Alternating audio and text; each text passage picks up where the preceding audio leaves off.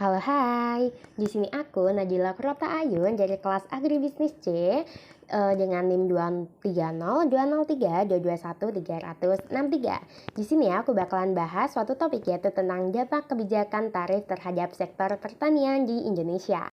Oke, sebelum memasuki dampak kebijakan tarif tersebut, kita harus tahu dari pengertian kebijakan perdagangan tarif.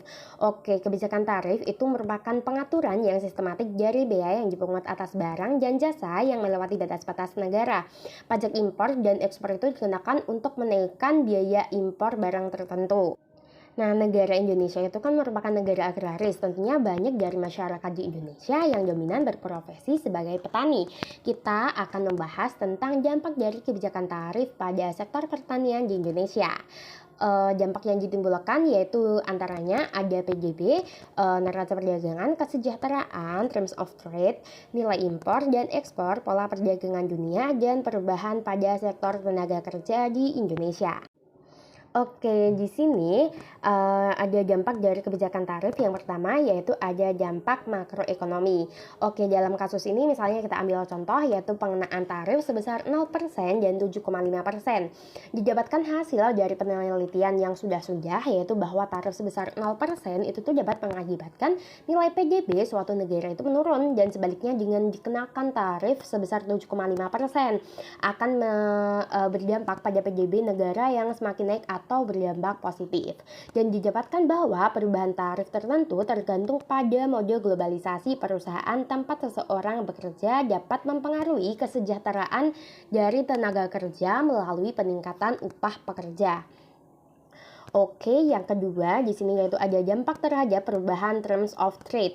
Oke, pengenaan tarif sebesar 7,5% ini memberikan dampak positif bagi terms of trade di Indonesia. Pengenaan tarif sebesar 7,5% itu diperkirakan dapat meningkatkan rasio ekspor impor. Nilai ekspor yang lebih tinggi daripada nilai impor akan menyebabkan terms of trade suatu negara itu menjadi positif. Pengenaan tarif sebesar 7,5% ini mampu memberikan dampak positif dalam hal kontribusi pada perubahan harga ekspor jika dibandingkan dengan pengenaan tarif sebesar 0%. Ini memungkinkan disebabkan karena peningkatan dalam permintaan ekspor suatu negara. Oke, yang ketiga yaitu ada dampak terhadap nilai impor dan ekspor. Tidak adanya tarif akan meningkatkan jumlah barang yang diimpor oleh suatu negara. Penerapan tarif impor sebesar 7,5% di Indonesia ini akan menurunkan kemampuan untuk mengekspor barang-barang, khususnya itu pada sektor pertanian. Dan dampak yang keempat yaitu ada dampak terhadap perdagangan dunia. Pengenaan tarif sebesar 7,5% secara keseluruhan memiliki dampak negatif terhadap perdagangan dunia melalui tingkat ekspor dan impor negara yang melakukan perdagangan dunia.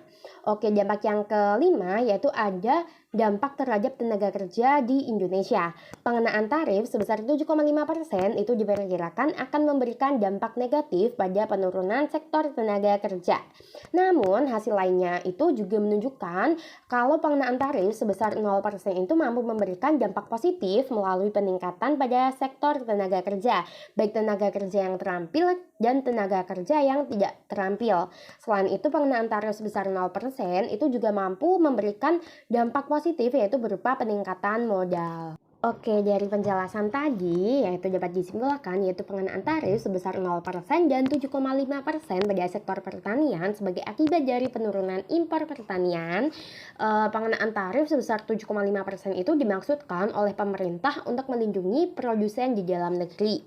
Didapatkan hasil bahwa pengenaan tarif sebesar 0% itu mampu memberikan dampak positif pada nilai impor, nilai ekspor, perdagangan dunia, dan sektor tenaga kerja.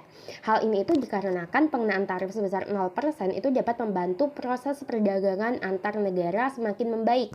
Namun, sebaliknya menjelaskan bahwa simulasi kedua itu dengan pengenaan tarif impor sebesar 7,5% dapat memberikan dampak positif terhadap PGB, neraca perdagangan, kesejahteraan, dan terms of trade untuk Indonesia sebagai negara yang memberlakukan kebijakan tarif sebesar 7,5%.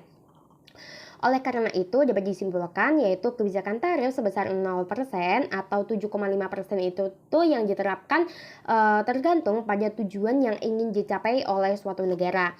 Indonesia sendiri itu dapat meningkatkan PDB, neraca perdagangan, kesejahteraan, dan terms of trade dengan menggunakan kebijakan pengenaan tarif sebesar 7,5%. Sebaliknya, jika Indonesia itu pengen meningkatkan nilai ekspor dan impor di Indonesia, maka pengenaan tarifnya itu sebesar 0% dapat menjadi pilihan kebijakan yang digunakan. Namun, ini juga menunjukkan bahwa pengenaan tarif itu dapat menurunkan penyerapan tenaga kerja. Kondisi ini disebabkan karena faktor lain juga selain faktor kebijakan tarif yang mempengaruhi penyerapan tenaga kerja. Oke, sekian dari aku, Najila Kurata Ayun, dari kelas Agribisnis C, mata kuliah Ekonomi Pembangunan Pertanian. See you.